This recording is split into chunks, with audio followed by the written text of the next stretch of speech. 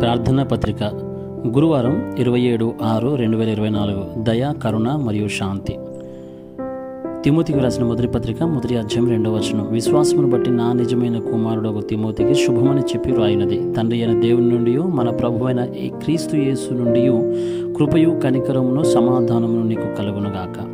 విశ్వాసులలో ఇబ్బందులు ఎదుర్కొంటున్న వారు ఉన్నారు. బైబిల్లో ఉన్న సమాధానాలను వారు పొందాలని దేవుడు కోరుతున్నందున వారు కష్టాలను అనుభవిస్తున్నారు.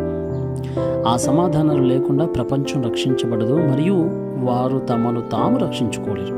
అప్పుడు ప్రార్థన 24 అంటే ఏమిటి? ఇది ముద్రించబడుతోంది, పాతుకుపోయింది మరియు సువార్త యొక్క స్వభావాన్ని కలిగి ఉంది. ఫలితంగా 25 మరియు ఎటర్నిటీ సమాధానాలు వస్తాయి. చర్చి అధికారులు 7/7/7/237 హీలింగ్ సమ్మిట్ 3 ప్రాంగణాలు మరియు 1000 బార్జిజన్లతో 24 చేయవచ్చు.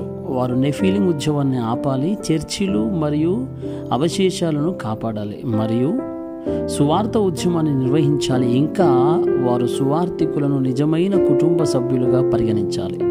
1 తిమోతి 1:2. పల్పిట్ ద్వారా దేవుడు తమను ఆశీర్వదిస్తున్నాడని చర్చి అధికారులు తెలుసుకోవాలి మరియు వారు 1000 మంది బార్టిజన్లను మరియు ఆలయాన్ని సిద్ధం చేయాలి. అది ఎలా సాధ్యం? ఇది దయ మరియు శాంతి ద్వారా మాత్రమే సాధ్యమవుతుంది. 1. పాపాల శిక్షకు బదులుగా కృప యొక్క సువార్తను బోధించుడి. రక్షణ, దయ మరియు విశ్వాసం కూడా దేవుని నుండి వచ్చిన బహుమతి కాబట్టి వారు అలా చేయాలి. పాపాలను చెల్లించడానికి మతం ఆచరిస్తారు.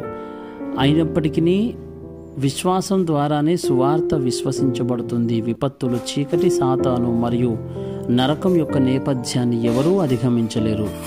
అసలు పాపం వల్ల ప్రజలు శాశ్వతమైన శాపంలో పడ్డారని మతవాదులకు తెలియదు. ఆదికాండము 3:6 మరియు 11. అందుకే చర్చి అధికారులు ఇతరులకు దయ మరియు బలాన్ని అందించాలి. ఆదికాండం 3:15, ఆదికాండము 6:14, నిర్గమకాండం 3:18, యెషయా 7:14 మరియు మత్తయి 16:16. 2. క్రమశిక్షణ ఇవ్వడానికి బదులుగా దయ యొక్క సువార్తను బోధించుడి. ఒకరి సోదరులను క్షమించుమని యేసు చెప్పాడు. అతను పన్ను వసూలు చేసేవారి ఇంట్లో కూడా భోజనం చేశాడు మరియు వ్యభిచారం చేసిన స్త్రీని క్షమించాడు.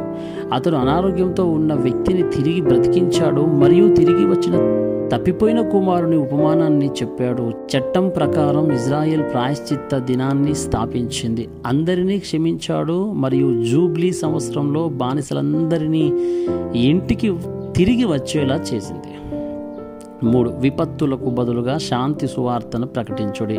అన్ని విపత్తులు ఏదెను తోటలో ప్రారంభమయ్యాయి మరియు నోవహు కాలంలో మరియు బాబేలు గోపుర యుగంలో వరదల ద్వారా కొనసాగాయి. పరిష్కారం లేని వ్యక్తులు విగ్రహాల, పుణ్యక్షేత్రాలు మరియు మతాలను సృష్టించారు మరియు 6 విధిలో పడిపోయారు. క్రీస్తు వారు బోధించే శాంతి సువార్తతో పాటు శాంతి ప్రయాణాన్ని వారికి చూపించాడు.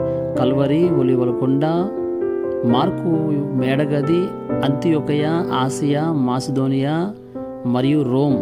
కాబట్టి ప్రార్థన ద్వారా చర్చి అధికారులు 7 దుర్గములను నా బాప్టిజన్లుగా నిర్మిస్తే సమాధానాలు మరియు ఆరోగ్యం వస్తాయి మరియు అవి సమ్మిట్గా మారతాయి. 7 గొప్ప ప్రయాణాలు, వేదిక, కావలకోట మరియు సమాచార వ్యవస్థ నిర్మించబడుతుంది. 7 సూచనలు ద్వారా వెళ్ళడం ద్వారా అవి రోమా 16లోని వారి వలె మారుతాయి. ఉడంబడిక ప్రార్థన. ప్రియమైన దేవా, నేను నీకు సమస్త మహిమ చెల్లించుచున్నాను. నన్ను రక్షించిన నీకు దయ యొక్క సువార్త ద్వారా మరణిస్తున్న వారిని రక్షించడానికి నాకు సహాయం చేయండి. నన్ను క్షమించిన మీకు దయ యొక్క సువార్త ద్వారా కుప్పకూలిన వారిని లేవడానికి నాకు సహాయం చేయండి. విపత్తులలో చిక్కుకున్న వారికి శాంతి సువార్తను వ్యాప్తి చేసే నీ దూతగా మారడానికి నాకు సహాయం చేయి. యేసుక్రీస్తు నామములో నేను ప్రార్థిస్తున్నాను. ఆమేన్.